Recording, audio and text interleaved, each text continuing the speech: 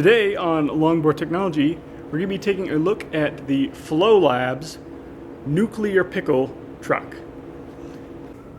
So the Nuclear Pickle was made by Flow Labs, and it came out sometime in 2003, but it wasn't very successful, and it was discontinued sometime before 2007. But it was actually a really cool truck.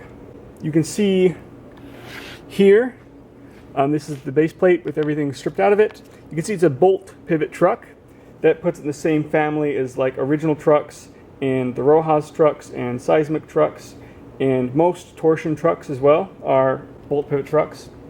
A normal kingpin truck has the kingpin that goes through the truck.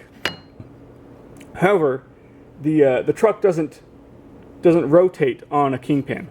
It rotates around a pivot, and normally that's a little nub that sticks off the end of your hanger. And on a bolt pivot truck, the bolt acts as that same pivot, which on a normal truck is a little nub. And the hanger fits on here, and it can't move in any direction but around the rotation of that bolt. And if you make the tolerances really good, and you don't make your truck really sloppily, you can actually have a really precise truck using a bolt pivot design. And these trucks are actually produced reasonably well in that regard. So these are actually pretty precise trucks. These trucks are actually very similar to original trucks, but they do have this one feature that really sets them apart from pretty much any other truck you've ever seen. And that is this green ring. And what this green ring allows them to do is it allows it to have 3 different levels of resistance that you can change just by rotating the ring. So this is the lowest level of resistance where it moves the easiest. The next, where it has a little more resistance, and then the level where it has the most resistance, and then it resets. You can move it back and forth either way, except after it makes the click. How it actually works is really similar to original trucks. Original trucks have what they call the wave cam, which as it rotates, it causes these 2 parts of the wave cam to spread apart and compress a spring. That's exactly what this has.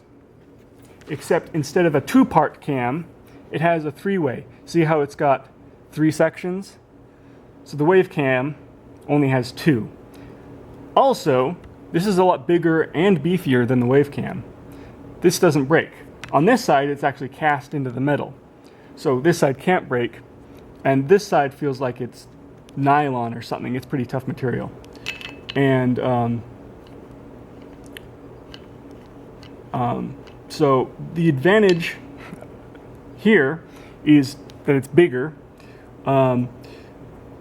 It is, as you can see, if you look at the shape of the profile, see how it's V-shape?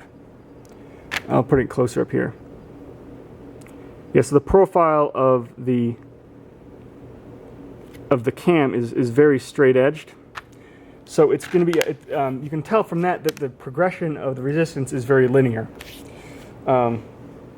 instead of more progressive resistance. The other thing that's really cool about these trucks that sets it apart from originals is originals just use a spring. The Nuclear Pickle uses a spring and a bushing. So how it works is, putting it together for you, first off you have this spacer that's aluminum that the bushing actually is going to sit on. Then you have your green ring, and it slides down. It's got just this piece here, and it's got this thing that slides up and down these grooves, and this goes in here and goes on there. And as you can see here on the side, you can see this groove that runs alongside the top of the along the bottom of the base plate here. And see it's got like a groove there and it's got like another niche here and then one here. Those are the 3 resistance adjustments. And these 3 notches fit onto those grooves. So it falls in, climbs up, and then sits in the little pocket, climbs up, and then sits in the little pocket, then falls down. So as I rotate that, the ring goes up and down. Now, on top of the aluminum spacer goes the bushing. On top of the ring goes the spring. And here's where I think they made their first mistake with the Nuclear Pickle. The tension adjustment only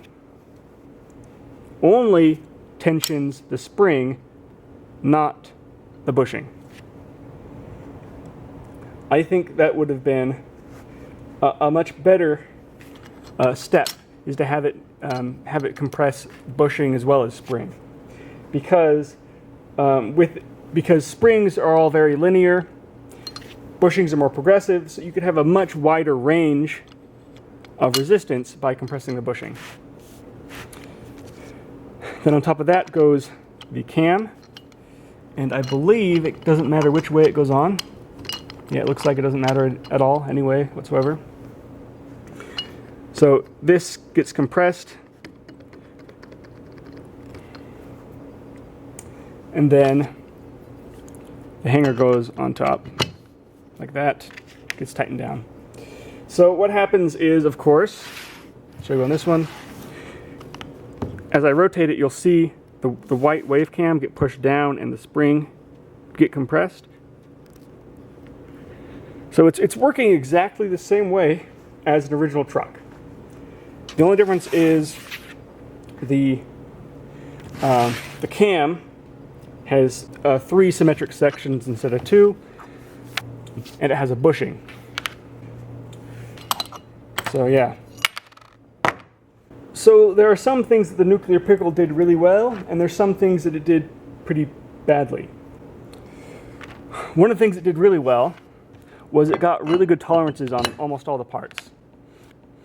So you can see, without it being tightened down, that's basically how much slop you have in rotation on the axle.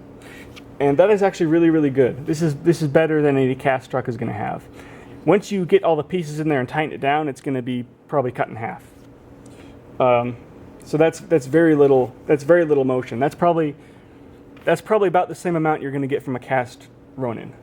So it's very, very tolerant.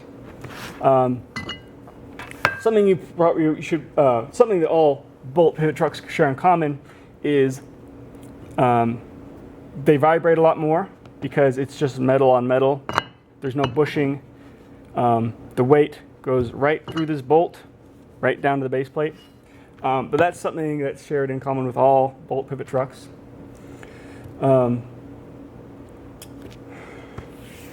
course, the adjustment and all the mechanism and how it's designed is really, really good. This 3-wing design is a lot better than the 2-wing design of the wave cam, the original's wave cam. However, these slopes are not steep enough. You can see on this one, as I rotate it, it doesn't quite return that snappily or very, very well because the slopes are so mellow. Even if I lube up the truck, it doesn't want to instantly move back. So with it just needs a little bit steeper slopes on the cams, and if it had maybe a little bit more progressive profile, that'd probably also be really good. It's also got this massively overbuilt base plate. You can see it's not only really, really tall, it's also big. So it's heavy, and it's just not a really nice little truck like you'd all want. And then, let's see, there's 2 other flaws that I think are probably the clinchers that make people really not enjoy using these trucks. And that is, if I take this bolt out, whoops, you will see the problem here. And this is fixable, and it's fixable pretty easy, but it's not something you want to deal with. Can you see what's happening yet? Oh, the bolt came out of the base plate. And yeah, so I'll have to go and get some thread lock or something to get it fixed back in there. That's no good. But the real one that I think has caused the most problems with people using these trucks is, take a look at these axles. So I don't know if you can tell, but they're painted. These axles were painted. They're painted black like the rest of the truck, and that made the bearings fit on there well. It made them fit on really, really well. In fact, they wouldn't come off. If you can see all these scrape marks on these axles, it's because someone had to take screwdrivers and knives and stuff to get the bearings off. That was probably the worst aspect of the whole truck, was just that axle. Overall, though, I think they're really good. I mean, this isn't a hard thing to fix. Just get some emery cloth or some sandpaper, take it down to the metal, and it's going to be the same as any other cast axle. Take care of this with some thread lock. That's good. It probably had thread lock on there originally, but maybe this one just didn't have enough. For the height, the original decks that these came with were drop decks that were pretty aggressive. So that's how you deal with the extra height, and you probably end up with something that has an overall geometry that's not super dropped just because these are so tall to begin with. There was a problem with the decks, though. The decks were cracked. The decks were really, really bad. I broke one riding through a gutter, and the neck snapped. They were horrible decks. So you could deal with that by having your own deck and not buying them as a complete. I'm not sure how expensive they were. I couldn't find that information, but I think that the trucks were around $50 a set, about 6 months to a year after they launched. And I think originally they were much, much more expensive. Something I want to try with these at some point is to try, instead of using this aluminum spacer, see if I can fit on another bushing and somehow set it up so that the bushing engages with the tension of the ring. So I think there's some room to play around with them and find a way to make them work a little better. They're really cool trucks. They ride really well. They're basically the same thing as original trucks. They fit in that same niche. And so all the things that original trucks are good at, that people like original trucks for, these trucks are even better at, or they were when they were still out in the market, with the added bonus of being adjustable and with the drawback of being huge and all these other problems that we mentioned. All right, so that's the Nuclear Pickle. Overall, I think they're really good trucks. Like I say, they are made well. So I think they're really cool trucks, and I'm really glad I have a set. I'll be setting these things up on a board once I get something that is dropped far enough to make these fun and comfortable. And there you go. So there we go, the Nuclear Pickle Truck by Flow Labs. This was Longboard Technology, over and out.